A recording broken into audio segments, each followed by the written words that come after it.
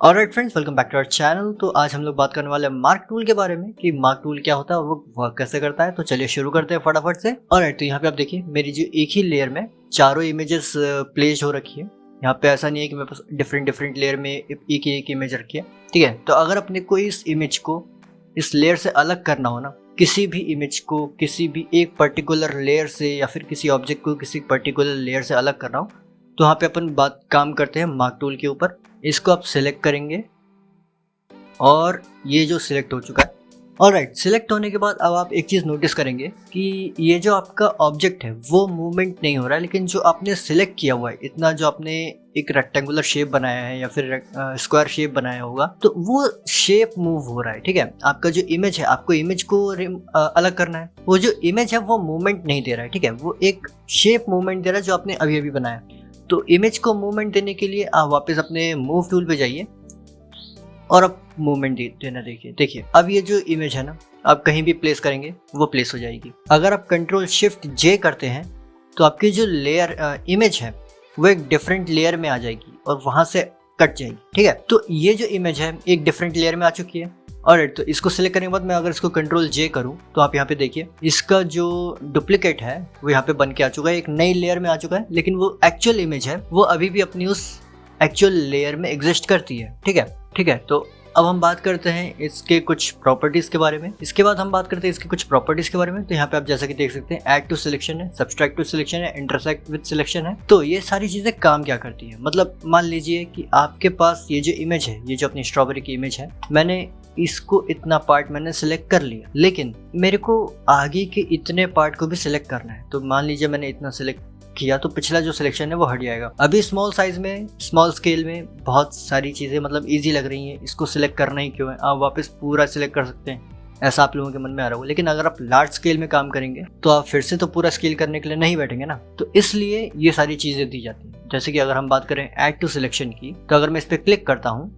और इतना सिलेक्ट करने के बाद अगर मैं आगे का सिलेक्शन लेना चाहूँ तो आगे का सिलेक्शन भी मैं ले सकता हूँ। अगर और मैं सिलेक्शन लेना चाहूँ तो और सिलेक्शन ले सकता हूँ। जितना मर्जी मैं उतना सिलेक्शन ऐड कर सकता हूँ अपने एग्जिस्टिंग प्रीवियस सिलेक्शन में, ठीक है। अगर आप शिफ्ट को अपनी कीबोर्ड में होल्ड करेंगे, आपको वहाँ पे जाके सिलेक्ट करने की जरूरत नहीं पड़ेगी कि मतलब ऐड करने के लिए वहाँ पे आप सेलेक्ट करो, उसके बाद यहाँ पे आप करना शुरू कर दो, ठीक है। शिफ्ट अगर आप होल्ड करोगे या फिर प्रेस करोगे तो अपने आप वो ऐड टू सिलेक्शन जो है वो आ जाएगा। अब उसके बाद हम बात करें सब्सट्रैक्ट फ्रॉम सिलेक्शन की। तो जैसे कि आप यहाँ पे देख सकते हैं कि ये जो इमेज है, ये जो पैरेट वाली इमेज है, वो अपन ने डीसिलेक्ट करनी है क्योंकि ये पार्ट अपने को नहीं चाहिए। तो आप यहाँ पे ऑल्ट होल्ड करिए या फिर वहाँ पे जाके सब्सट्रैक्ट टू सिलेक्शन कर लीजिए। और वैसे अगर आपको याद नहीं हो पा रहा है तो आप वहाँ पे भी जाके कर सकते हैं। वैसा हार्ड एंड फास्ट नहीं है कि आपको शॉर्टकट याद होना ही चाहिए। मुझे भी कभी कभी याद नहीं होते तो मैं भी मैनुअली कर लेता हूँ, ठीक है। तो यहाँ पे अगर अपन सब्सट्रैक्ट करें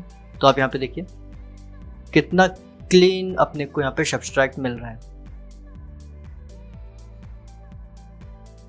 ऑलराइट, तो यहाँ पे आप देखिए इसका जो सिलेक्शन है वो भी सब्सट्रैक्ट हो चुका है। अब बात करते हैं इंटरसेक्शन की।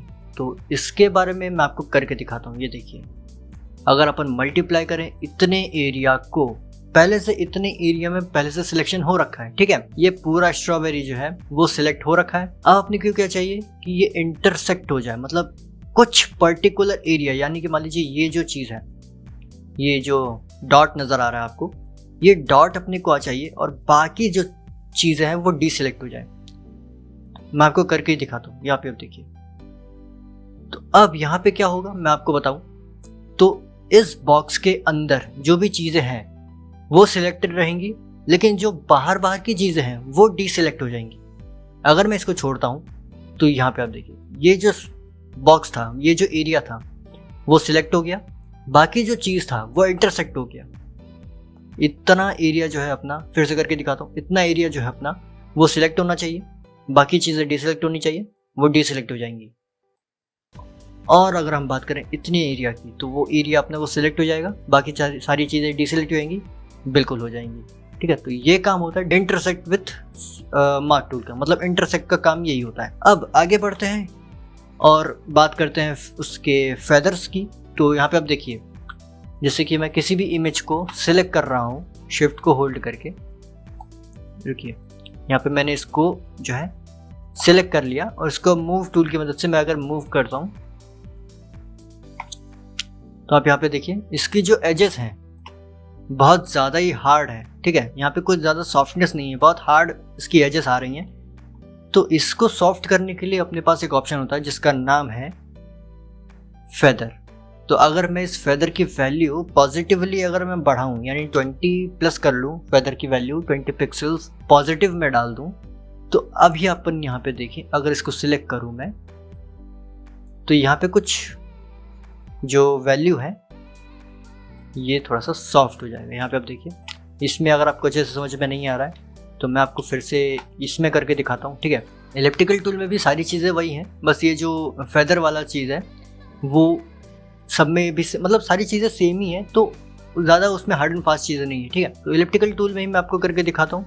तो अगर मैं इस कैमरे को यहाँ पे अगर मैं सिलेक्ट करूँ, ठीक है, और अब मूव टूल की मदद से यहाँ पे अगर मैं इसको मूवमेंट दूँ तो यहाँ पे आप देखिए कितना ज़्यादा रफ एकदम ये चीज़ आ रही है ना, मतलब एजेस पे वो इतना ज़्यादा रफ है। अगर इसको सॉफ्ट करना हो ना तो अपने फेदर यूज़ करते हैं, ठीक है।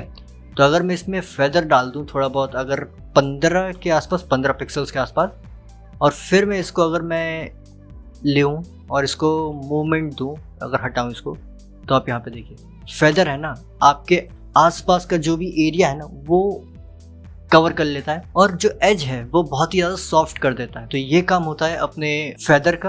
ऑलराइट, तो अगर हम बात करें अगले टूल की जिसका नाम है सिंगल रो मार्क टूल, तो उसको सिलेक्ट करके जैसे अपन अगर अपने कैनवास पे जाते हैं, यहाँ पे अगर आप क्लिक करते हैं तो यहाँ पे आप देखिए सिंगल लाइन जो है आपके कैनवास पे वो आ जाएगी।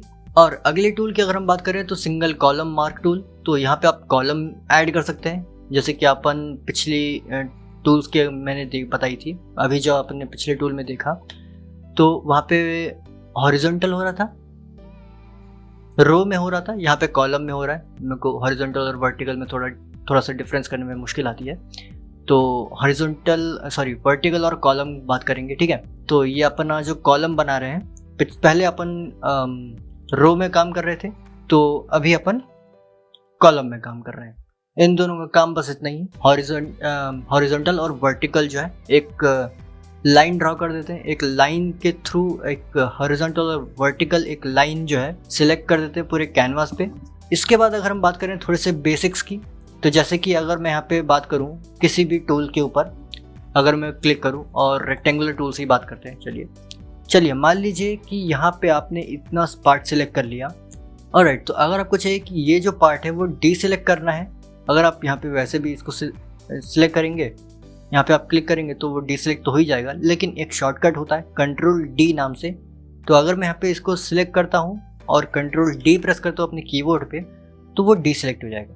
बात करते हैं एक मैनुअली डीसिलेक्ट करने की, तो यहाँ पे मैंने इसको ड्रॉ किया और उसके बाद यहाँ पे सिलेक्ट पे गया और यहाँ पे आप देखिए डीसिलेक्ट का ऑप्शन आ रहा है। कंट्रोल डी प्रेस करेंगे तो आप यहाँ पे डीसिलेक्ट हो जाएगी वो चीज़ें, ठीक है। और अगला चीज़ अगर हम बात करें कि परफेक्ट स्क्वायर बनाने की, अगर हम बात करते हैं अपने रेक्टेंगुलर मास्क टूल और एलिप्टिकल मास्क टूल में, तो प्रॉब्लम यहाँ पे ये जाती है कि अपने से परफेक्ट स्क्वायर और परफेक्ट सर्कल जो है वो नहीं बन पाता है। तो अपने कीबोर्ड में आप शिफ्ट को होल्ड करिए एंड देन आप बनाना शुरू करिए, तो यहाँ पे आप देखिए परफेक्ट स्क्वायर जो है वो बनता हुआ चला आया हुआ है।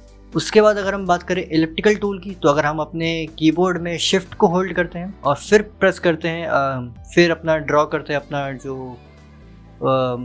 मार्क है अपन फिर बनाते हैं, तो यहाँ पे आप देखिए वो परफेक्ट सर्कल जो है वो ड्रॉ होके आ चुका है। इतनी सी कहानी इस मार्क टूल की। तो अगर आपको समझ में आया तो बहुत अच्छी बात है, अगर कोई चीज़ समझ में नहीं आई है तो कमेंट डाउन कर दीजिए, वो अगली वीडियो में या फिर आने वाली वीडियो में मैं आपको ज़रूर समझाऊंगा। मिलते हैं आप लोगों से नेक्स्ट वीडियो में। Till then see you soon, good bye.